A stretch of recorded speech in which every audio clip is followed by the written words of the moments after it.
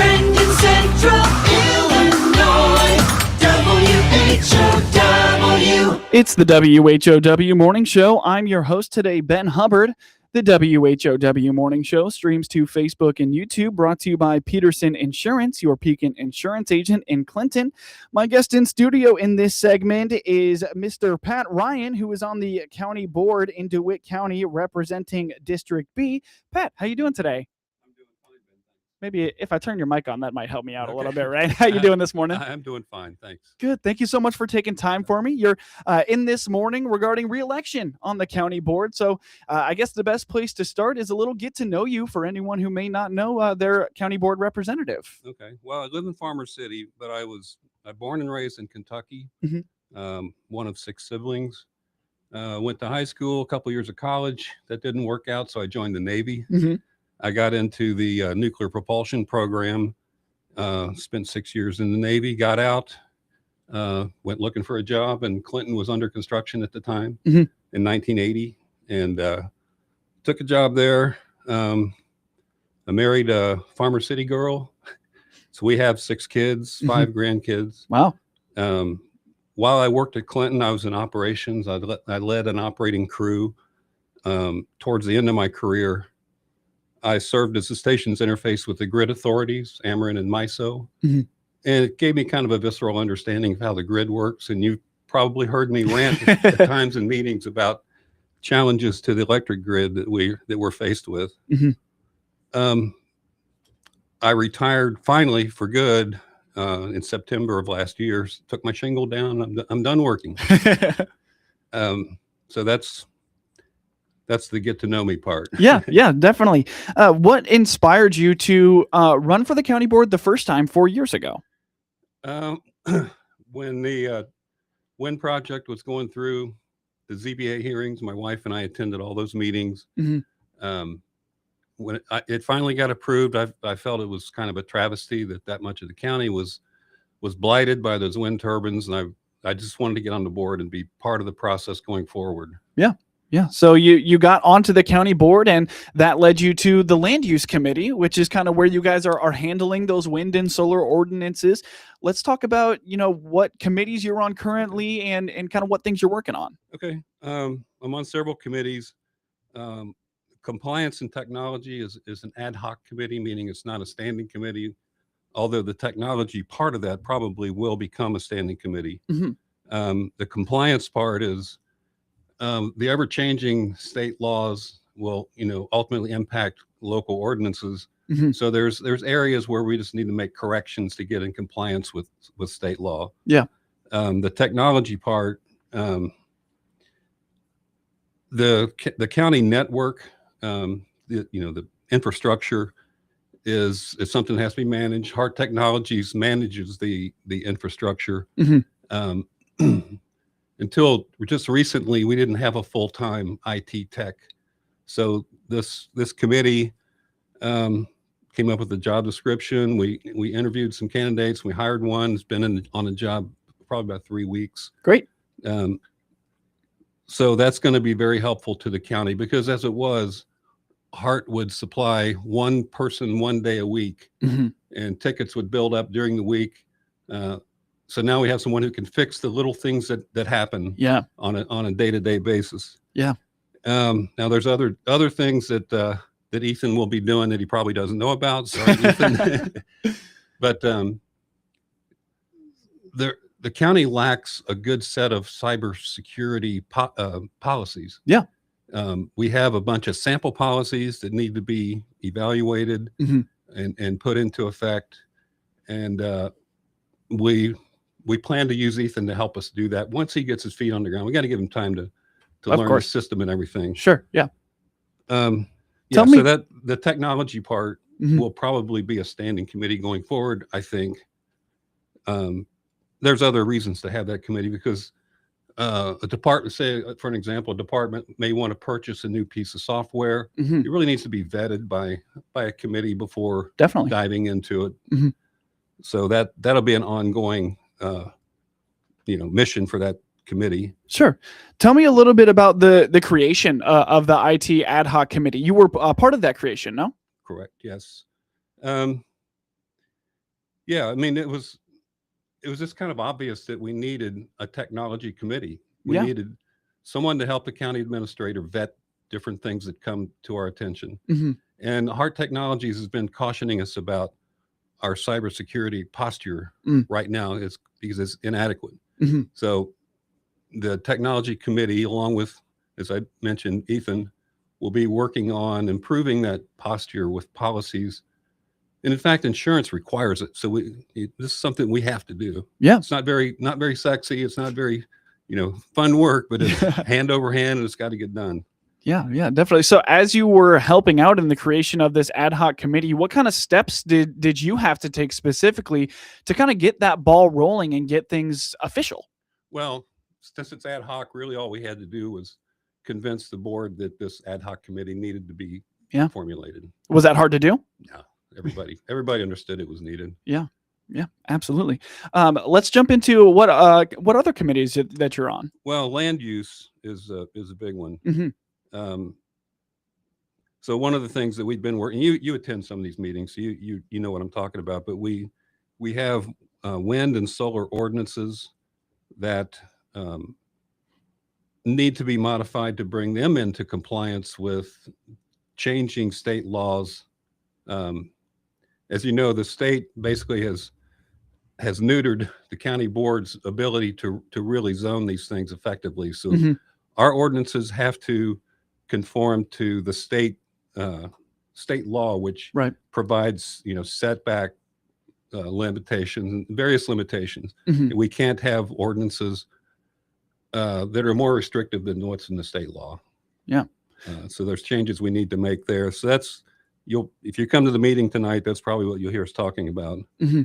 There's another ordinance which we don't have yet for energy storage. Hmm.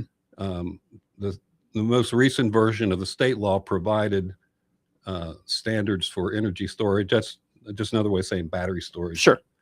So we need to get an ordinance into place. We have a draft, but we'll probably just relook at the whole thing. Hmm. Yeah. Tell me a little bit about navigating those challenges of, not necessarily, maybe reacting is not the right word, but kind of seeing these state mandates and how do you guys navigate through that to make sure that it works for the county?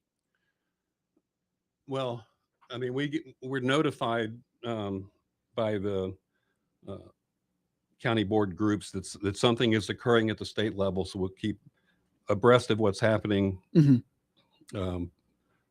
Buck and Tom Ferris and I went to a seminar in Springfield a couple weeks ago. Well, it's been several weeks ago, where they explained the the new state law and how to comply with it. So we just have to keep ourselves educated on what's happening and try to stay out in front of it. But like you said, it is reactive in a lot of ways. Yeah. Yeah, definitely. What other work is coming out of the land use committee right now? Any other things that people should keep their ears out for? Well, as you know, there's been a number of solar projects that have come through. So Yeah. generally, land use will be notified by Liz Mhm. when there's an application that's pending or that she's received. Mhm. But the steps that it goes through, what used to be, it would go to the Regional Planning Commission and then the zoning board. Mhm. The way we did the 4 projects that came through in the past year, the hearing was held at the county board level. So it didn't go through the first 2 steps.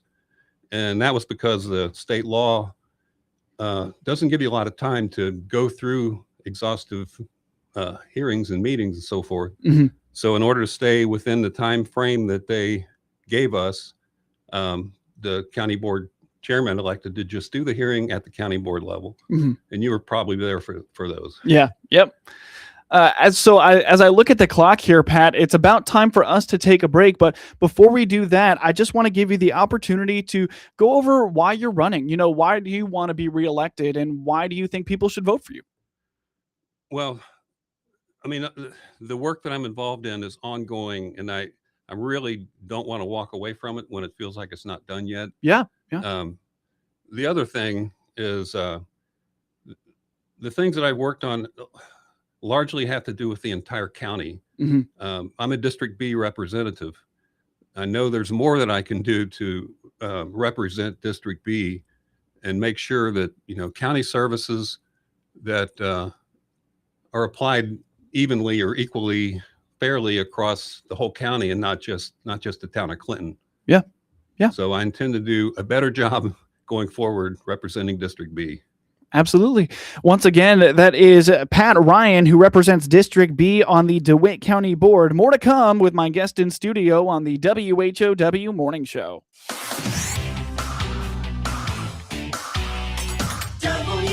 WHOW. For your support. Let's check the markets now on the RFD Radio Network. I'm Jim Taylor. Corn, beans, and Chicago wheat higher at this hour. May corn up 4.64.5. July corn up 5.25, 4.76.25. New crop December 4.91, up 6.5. May beans up 13.5, 12.14.25. July beans up 14, 12.27, and new crop November 11.58, up 11.25. May Chicago wheat 6.21.25, up 4.5. July KC wheat up 9.5, 6.45. May bean meal 317.40, up 20 cents. May bean oil 67.56, up 98 cents. Livestock trade March feeders 346.90, down 8.72. April live cattle down 5.50, 229.07. April lean hogs 94.47, down to $1.15. Energy market April crude oil up $9.80, $100.70. RFD. I'm Ben Lowers, and I'm running for DeWitt County Sheriff. Clinton isn't just where I work, it's the community that raised me. For 25 years with the Clinton Police Department, I've lived, worked, volunteered, and served alongside you and listened to your concerns. I'm running for sheriff because I believe DeWitt County deserves a leader who is deeply invested in our future. An experienced leader who balances a passion for proactive crime enforcement, embraces a supportive atmosphere, and who leads from the front and shoulder to shoulder with his team and the citizens he serves. I'm Ben Lowers, and I'm asking for your vote on March 17th. Paid for by citizens to elect Ben Lowers. The WHOW Morning Show is now video streamed live on the WHOW WEZC DeWittDailyNews.com Facebook page and on the new WHOW TV YouTube channel. Watch Morning Show host Seth Lawrence interview guests live, as well as watch archived video podcasts of any interview you missed. Whether on Facebook or YouTube, we're providing 2 more ways that Central Illinois' local news station, WHOW, delivers compelling content for you.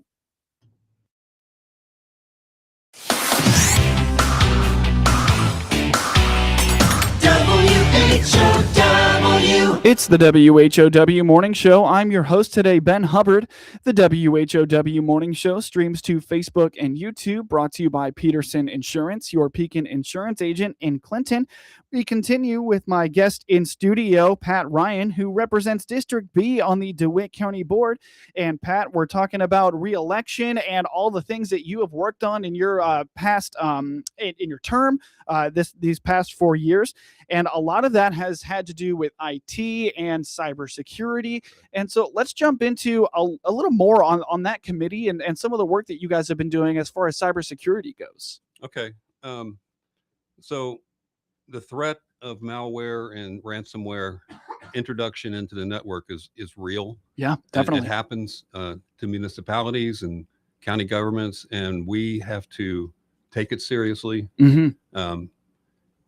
If we never have that occur, it's kind of like the dog that didn't bark. Is it because we had robust policies, or because of the threat wasn't really there? Mm-hmm. But in either case, we have to implement some policies to make sure that the employees are doing everything that they can to avoid that kind of introduction of malware, ransomware, and that sort of thing. Yeah. So that's ongoing work. That's another reason why I want to stay on the board, is push these things through. Mm-hmm. When it comes to those policies, is there any specific policies or any examples that you could give of things that you guys are working on in that way? You probably have to go through cybersecurity training here, because you have a network here, but phishing sort of things like having your screen go dark after a certain number of seconds if you walk away from a computer. Mm-hmm. This is keeping things secure. it's a public place, so anybody can potentially walk through and see what's on the screen. And so all those things have to be managed and controlled, and the employees have to just be aware. It has to be part of the culture. Yeah. Speak to that culture piece of it, and making that a second nature for the employees. Right. And they all go through the same training, but and so have I. For the last umpteen years, I've had to go through cybersecurity training. So that needs to continue. But then having an on-site IT tech who can kind of I don't want to say police, but monitor maybe. Yeah, monitor the situation and just keep that culture in the forefront for the employees. Yeah. What else is coming out of that cybersecurity kind of aspect of the IT committee? Or if there's not much else, we could move over to the transparency side of it. I wanted to talk about transparency because absolutely. I mentioned before I got on the board largely because I didn't like the way that the wind project was managed. The other thing that really bothered me was the county website at the time was archaic. It was just a bunch of buttons that opened PDF documents, and there was no navigation ability. So I was determined when I got on the board that was going to get fixed. And the board was very supportive, allowed me to kind of spearhead working with revise.com, who does government websites. Oh, nice. So we have a pretty decent website right now. Now there's more that can be done with it. I would like to see the county's calendar of events, calendar of meetings be on the website. And it currently is, but that's because I'm putting it there. That's not sustainable. It's got to come from within the county employees. There's more things that should be posted. And I want to, let me back up. I'm not suggesting that the county is opposed to transparency. Oh, of course not. But there's just more physical, actual things that you do to accomplish transparency, right? So there's more things that, say, the Freedom of Information Act, the Open Meetings Act, and other relevant laws specify what should be on a website. So we just need to make sure we're getting that stuff posted properly and maintained and updated. And again, Ethan, the IT tech, I anticipate that will be helpful, having him there to help manage these things that I'm talking about.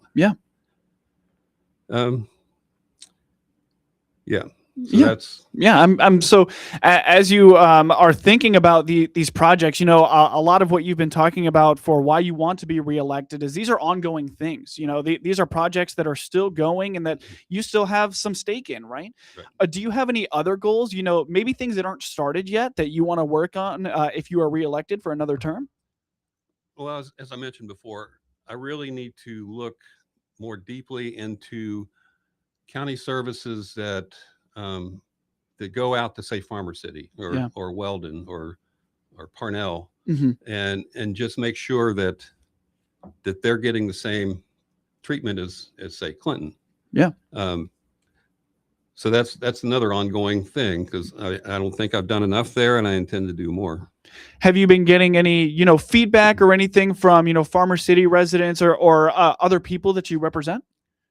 They've been pretty kind to me.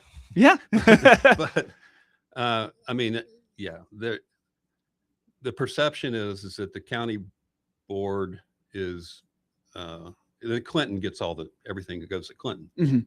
So I mean, somebody on the board, District B, needs to push these things out also to the other communities within the county. So it seems like with all of these ongoing initiatives that you have under your belt, it seems like persistence is really kind of the name of the game here. And tell me a little bit about what keeps you working at it. What makes you passionate about trying to improve life for residents in District B or residents in DeWitt County in general? That's a good question. I mean, part of it is being the age I am. I'm retired. I've got the time and I need to be busy. I want to be busy. And this is something where, I feel like I'm doing something that's not just about me. Yeah. I do enough things that are just about me. So yeah. Tell me a little bit about, the partnerships. Who have you worked with on the county board through these different things that you've accomplished in your last term? Who's really helped you out, in this project or that project to get to now?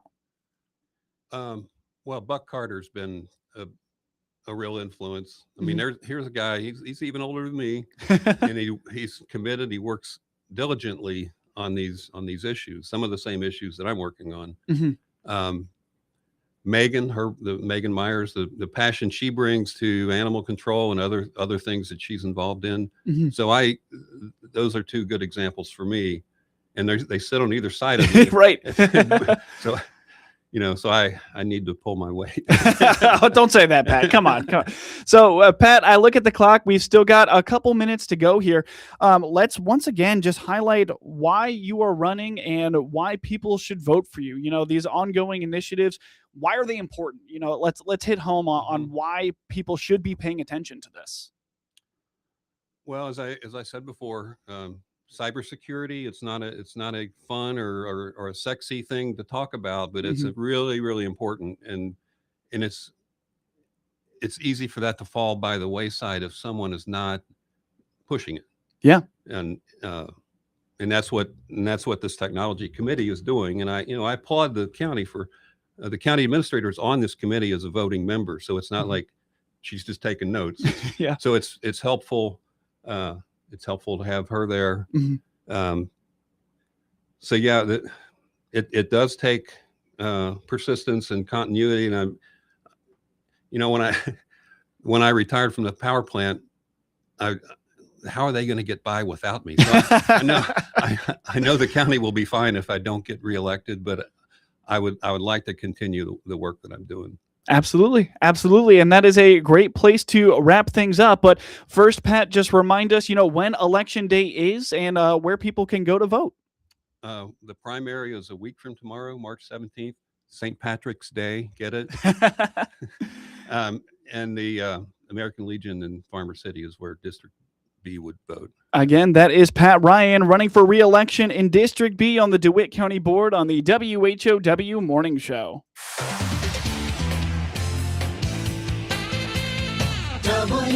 WHOW. AgriTalk is the radio talk show for American agriculture. Hi, everybody. I'm Chip Flory, your host. We join you weekday mornings from 10 until 11 on WHOW.